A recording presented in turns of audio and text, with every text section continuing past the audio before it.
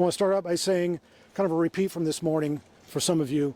The information that I have right now is it's good, it's general, it's preliminary, because this investigation is still in its early stages, even though we're hours into this.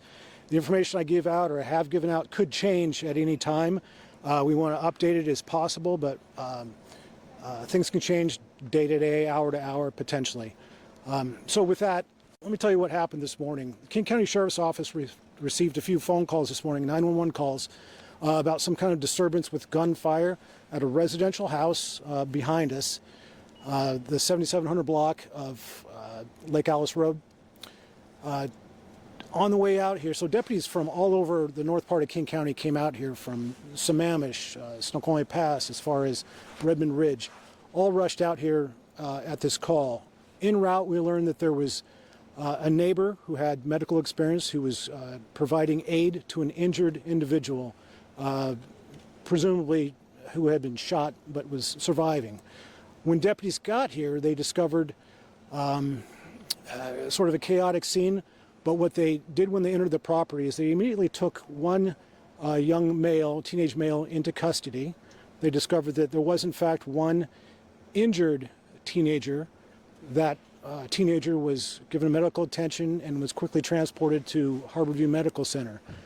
When deputies entered the residence and property itself, they discovered 5 deceased individuals inside the home. These included 2 adults and 3 juveniles. I don't have the specific ages of the juveniles, but I think it's fair to say that they were young teenagers. Beyond that, I don't know any demographic information on them. Once those bodies were discovered, clearly we understand that this is a hugely significant crime scene, and we started our incident command structure process, where we started determining, first of all, we get the scene safe. Second of all, we determine what resources we need, who we're going to call out, how we're going to replace individuals that have other duties throughout the department. And that really started around 6:30 a.m. and we've been doing that ever since.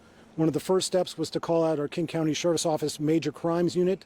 They're going to be the lead investigators in this case. They'll live with the case from today until it's concluded sometime in the distant future. Yo, what's poppin', Rip Mill family? We back here with another crazy installment, man. Kids, what's going on this generation, man? Why y'all out here doing all this wildness, man?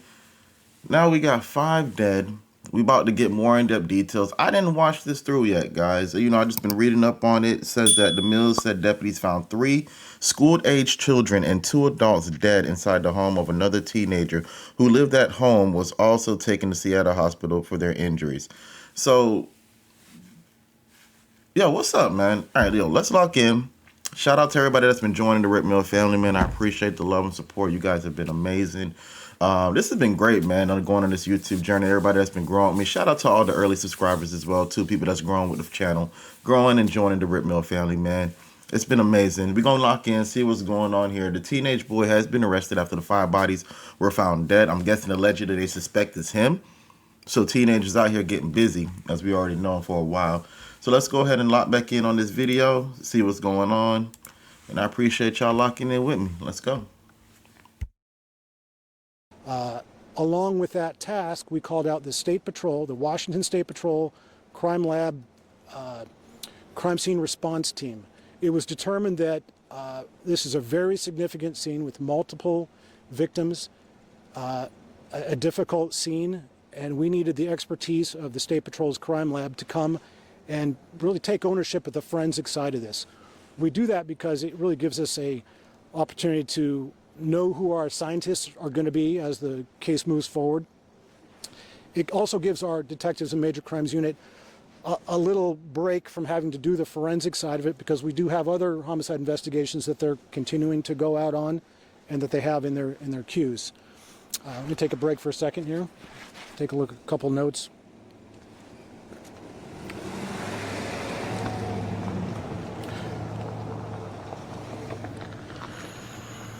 So I wanted to acknowledge that aside from just King County Sheriff's Office folks, deputies coming out to the scene, we were assisted by Issaquah Police Department. They came out and helped us. We had other units come out and assist. So as I talked about our incident command structure, we determined that, well, through our protocols, we're going to call out members of the King County Prosecutor's Office. Excuse me. Through our protocols, we determined that we would be calling the King County Prosecutor's Office to send out one of the prosecuting attorneys. That's very standard for us at a homicide scene. That prosecutor, much like our lead detectives, will stay with the case from today until it's concluded at some point. Besides that, we'll have the King County Medical Examiner's Office bringing out investigators and their doctors so they get a firsthand opportunity to see the scene themselves. All of these people will be staying with the case throughout its life, so to speak. I want to be clear that what had happened here this morning had essentially concluded before the 911 call was made or before deputies arrived. In other words, there was no significant confrontation with the young man that was taken into custody. What had happened had happened. It was done. There was no, his detention happened without any issues or any injuries. That young man is going to be booked today into the King County Youth Center. For lack of a better term, that's the juvenile jail for King County, and that's where that young man will be. Notifications have been made to family members. I think by now most neighbors have figured out that this is a significant event. We are going to be here as an investigative team for days, absolutely through today, absolutely through tomorrow, and I don't know how long it's going to take. It's going to take as long as it takes, and that's how long we'll keep the scene secure. Like, it's genuinely sad, man, just seeing what a lot of the youth is dealing with today. You would think that times would be getting better, but apparently the constant shootings, the constant disagreements, high tension in the country, things just, just make sure you keep your head up, man. Stay positive. Just keep with a positive mindset. Don't really focus on the negative. I know it's a lot of negative that's going on out there, but if you really just meditate and focus on that positive and just keep that coming into your head, typically that won't get these crazy thoughts that these young kids are going through nowadays. It just seems like the guidance is just there's no guidance.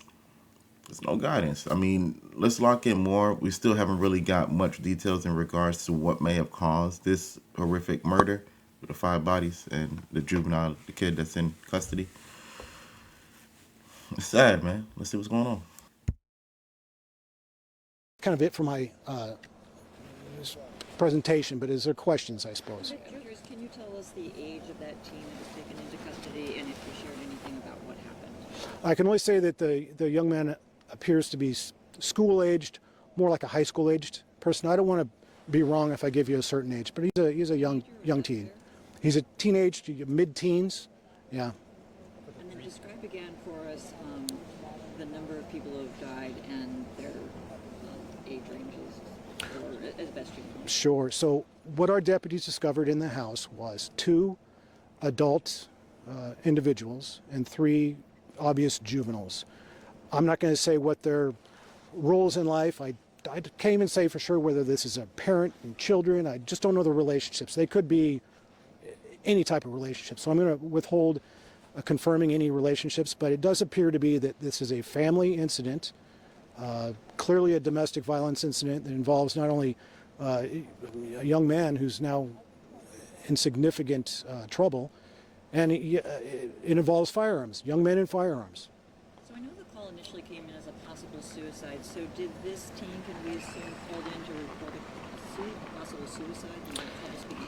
Yeah, thanks. In fact, I did want to clarify a couple things about the initial call out. I know there's been some word about the way the call came out, and it was described as a potential suicide, or that in fact somebody had committed suicide, potentially by hanging. As we speak now, several hours later, we've determined that that was a miscommunication, a misunderstanding between the 911 caller and our call taker. The word hiding might have been misconstrued as hanging. And so our deputies did come in thinking we had some sort of a suicidal situation or perhaps a completed suicide. But really, once they got on scene, met with the first witnesses, met with the young men that they ultimately took in custody, and of course found the deceased bodies, it became evident that there was no hanging involved. I'm not going to comment on the specific content of the initial 911 calls because, as you all know, those actually become evidence. You mentioned the one injured teen, and then also I heard you say firearms Sure. plural. So could you tell us what you know about the injuries, and then Sure. were there multiple firearms? I know that the person that was transported to the hospital with injuries to at least two parts of their body was a teenager, probably, again, mid-teens. These are not small toddlers. These are not kids in the single digits, as far as I know. I use the term firearms in general. I know that the deaths were perpetrated by firearm. I don't know if there's multiple firearms in the house. I don't know how many were used. That is something that our major crimes unit detectives are physically looking at right now as we speak. So can you tell us if the teen that you've taken into custody and the teen that went to the hospital, are they related? Is that a good assumption? They live in the same house, so I'll be clear. The young man that was taken in custody and the other teen that was injured and is now at the hospital, they do reside at that same house. I don't know their relationships. I can certainly surmise that maybe they're siblings, but I can't say that right now. I don't know what the relationship was, other than that they reside at the home together. You taking him, detaining this teen, is there anything that he said that you might be able to share with us? I can't share anything about what our major crimes detectives said during their interviews, what they learned. I know that they've been doing their job. They would have been interviewing the injured individual. They certainly would have been interviewing what we'll call the juvenile suspect. And the content of those conversations is not appropriate for release right now. For the three kids, were they boys, girls, and I know you said that there was possible gunshots. For the 5 victims, did they have any gunshot injuries? Well, I'm not going to speak to the exact cause and manner of death. That'll be something the King County Medical Examiner's Office does. However, we were called out as a gunfire disturbance to begin with.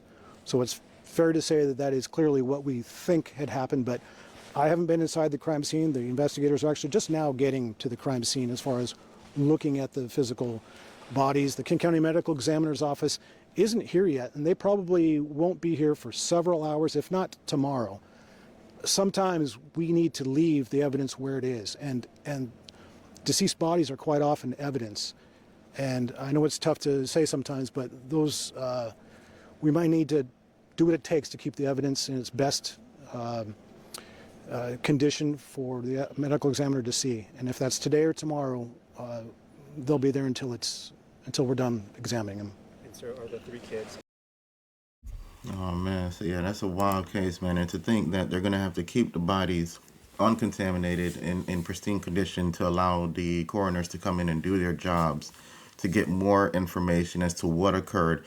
Reading here, it says allegedly it could be a domestic violence situation that occurred within the home. It's really sad, man. It's really sad. It seems like America's really under attack nowadays. So y'all just keep y'all head up, man. Stay positive. Try to stay with a positive mindset. It's really sad and unfortunate what happened to the family of the loved ones. Definitely condolences to the ones that were lost, to the ones that remain for those that were lost. And we'll see what happens with the teenage boy that was found within the home that was taken into custody. Maybe we get more details as this case develops. So we're going to continue to stick through, follow some more information to see what's going on with this case. I appreciate everybody, genuinely everybody that's been rocking with me, man. All the new subscribers, welcome to the Rick Mill family. It's nothing but love. Y'all go ahead and lock in. If you haven't already, click that share button, click that like button, click that subscribe button. Click that subscribe button, man. You helping me. It's been nothing but love. I appreciate y'all. Take care, gang. Be easy.